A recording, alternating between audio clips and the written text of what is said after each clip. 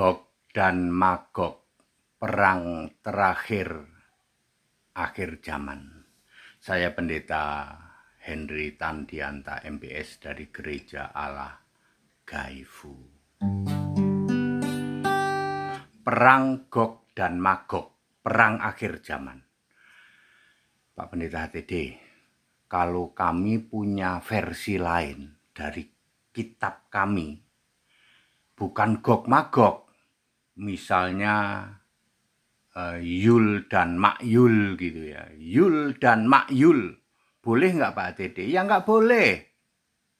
Kalau di Alkitab kan Gog Magog. Di kitab kami Yul dan Makyul. Cek dulu kitabmu kitab suci atau bukan. Syarat kitab suci harus ditulis oleh nabi dan atau rasul. Kitab kami nggak ditulis oleh nabi, Pak. Kitab kami nggak ditulis oleh rasul. Cuman ditulis oleh sahabat-sahabatnya. Ya gugur. Kitabmu gugur jadi kitab suci. Tidak boleh untuk pembanding. Kalau di Alkitab disebut Gog dan Magog, di tempat kami Yul dan Makyul. Nggak boleh. Kitabmu gugur. Tidak memenuhi syarat kitab suci. Udah diem aja. Gitu kalau HTD ya. Jadi tidak boleh ya Anda mengkoar-koarkan Yul dan Makyul atau apapun sebutannya. Alkitab menulis Gog dan Magog. Alkitab adalah satu-satunya kitab suci. Di seluruh jagat raya tidak ada yang bisa membuktikan bahwa kitabmu kitab suci. Sampai kiamat tidak bisa.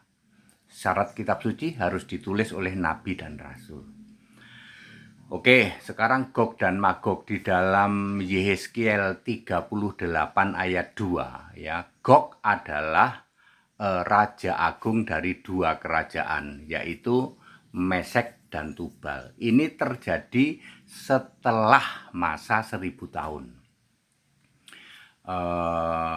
Harmagedon sudah berlalu ya, jadi dua kerajaan besar Roma dan Alexandria sudah ditumpas pada saat Harmagedon, lalu kerajaan 1000 tahun. Nah, setelah kerajaan 1000 tahun ini ada Gog dan Magog. Ceritanya sangat singkat. Iblis dilepas kembali dari penjara di dalam Wahyu 2 Wahyu 20 ayat 2, ayat 3, ayat 7, ayat 8. Iblis dilepas kembali dari penjara di kutub utara, di lubang yang dijaga oleh Abaddon. Ya. Lalu dalam waktu singkat, hanya dalam waktu 30 tahun, menyesatkan sampai dibilang karena dia itu menguasai segala penjuru bumi. Raja Gog ini menguasai seluruh penjuru bumi ya. Ya, diperkirakan kerajaan atau negara di utara ya, sekitar kutub utara, bisa Rusia, bisa Cina. Ya.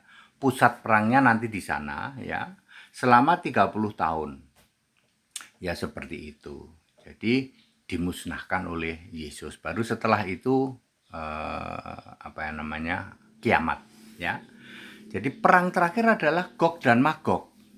Pusatnya di mana, Pak? Di Tanah Magog. Tanah Magog itu di mana? Ya itu penjaranya iblis di mana? Di kutub utara, Pak, di lubang jurang maut yang dijaga oleh Abaddon ya. Wahyu 9 ayat 11. Wahyu 20 ayat 2 dan 3. Ya berarti dia munculnya dari kutub utara. Ya perangnya di sekitar daerah kutub utara lah. Ya Tanah Magog itu ada di sekitar kutub utara, bisa di Rusia, bisa di Cina. Perangnya selama 30 tahun betul-betul dibabat habis. Jadi nanti pada waktu kiamat terjadi sudah tidak ada orang hidup. Semua sudah mati. Ya, perang terakhir adalah Gog dan Magog. Ingat ya, kitabmu gugur jadi kitab suci, jadi kalian nggak usah mengkonter atau nyamain atau banding-bandingin. Di tempat kami ada Yul dan Makyul, Pak. Cek dulu kitabmu itu kitab suci atau bukan. Bukan, Pak, ya sudah, diam. Ya, seperti itu. Imani aja, kalian imani aja sendiri ya. Nanti ada dan lain sebagainya ya, seperti itu. Berfirmanlah Tuhan pada jemaat-Mu, kami telah siap untuk mendengarkan. Bersabdalah Allah dengan kuasa-Mu, siapkan diri, siapkan hati. Kuasa firman dari Allah sanggup untuk merubah. Beriman pada Kristus. Firman telah kau sampaikan, takkan pernah berlalu sampai selamanya. Firman telah kau sampaikan, takkan pernah berlalu sampai selamanya. Ya Bapak Ibu Saudara, perang Gog dan Magog. Perang Gog di tanah Magog hanya ada di Alkitab. Tidak bisa disama-samain, tidak bisa dibanding-bandingin dengan versi lain di kitab keyakinan lain. Cek dulu apakah kitabmu memenuhi syarat kitab suci atau tidak. Harus ditulis oleh nabi dan atau rasul. Tidak memenuhi Pak ya, kalau gitu gugur kitabmu. Tidak bisa kamu banding-bandingin. Gog dan Magog itu di tempat kami namanya Yul dan Makyul. Ya nggak bisa. Kita Indonesia, kita Pancasila. Toleransi harus. Haleluya, amin.